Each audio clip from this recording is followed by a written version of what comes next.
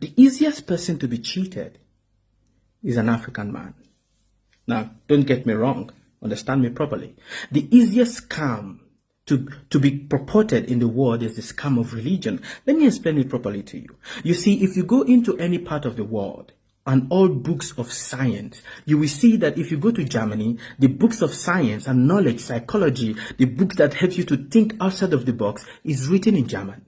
If you go to China, the book of science, knowledge that helps you to think and really be able to be a better human being is written in China. The Chinese man teaches their child in Chinese. The German man teaches his child in German. The English man teaches his own child in English. The Indian man teaches his child in India. But if you come to Africa, the African man is busy wanting to teach his child in English. If you go to the schools in Africa, in the schools and the libraries in Africa, all the books in the schools that is of science is all written in English. But if you go all over Africa, you will see that the Bible is translated practically into all the languages in Africa. Tell me if that is not a purported scam. When the man that was a very big tyrant, I've forgotten his name right now because it just skipped my mind. The man that was a very big tyrant actually was a big terrorist that came to Africa and took slaves and went on board the ship and went to sell them across the ocean. When that man made a lot of money, he was so famous and so wealthy with the wealth that he made that the Queen of England was so happy with him that she commissioned a ship for him to come back to Africa and pick more slaves. He picked more slaves, and guess what is the name of the ship? Jesus.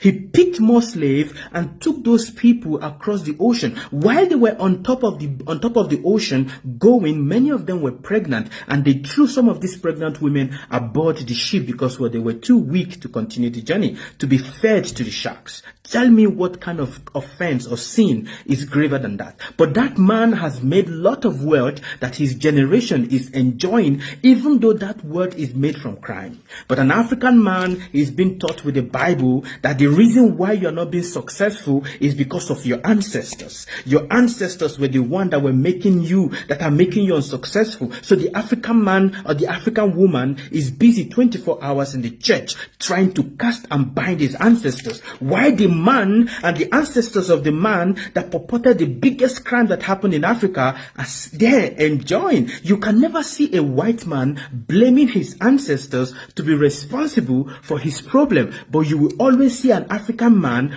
condemning his ancestors to be responsible for his problem. An African man goes to America to work, he's killed. An African man goes to Germany to work, he works in the toilet because that is what he deserves. Yes, if you're an African man or an African woman that is working in the toilet, cleaning the toilet and, being spat upon and cleaning the piss of people, that is what you deserve. Why? Because you have given the middle finger to your ancestors. A tree that forgets, and a river that forgets its source dries off. A tree that forgets its root dries off. A man that criticizes his ancestors, the best kind of punishment that is made for him is what? Humiliation. So if you are in any of these countries receiving humiliation, you deserve it because what? You have cut off your lineage, you have cut off and disregard and disrespected your ancestors, and you are thinking that the blessing is going to come to you. It is not going to come to you. It is not going to come to you. If you go to America to want to study, or you go to German to want to study, you will study in the language of the Germans. The books of knowledge, the books of science is written in the language of the Germans. You go to China, it is the same thing. You go to India, it is the same thing. You go to Switzerland, it is the same thing. You go to anywhere in the European country, you have to learn in their country. But if you come to Africa, you want to study, the books of knowledge in Africa is written in English. There is no book of knowledge, biology, chemistry that is translated in an African language. Show me one. You can never find one. But you will find the Bible translated in all languages of Africa. Why? Because it is a big scam, and it is the easiest way to do what? To take advantage of the people and put them in shackles so that you can continue doing what? Milking them. It is time for you to wake up. It is time for you to wake up. Goodbye.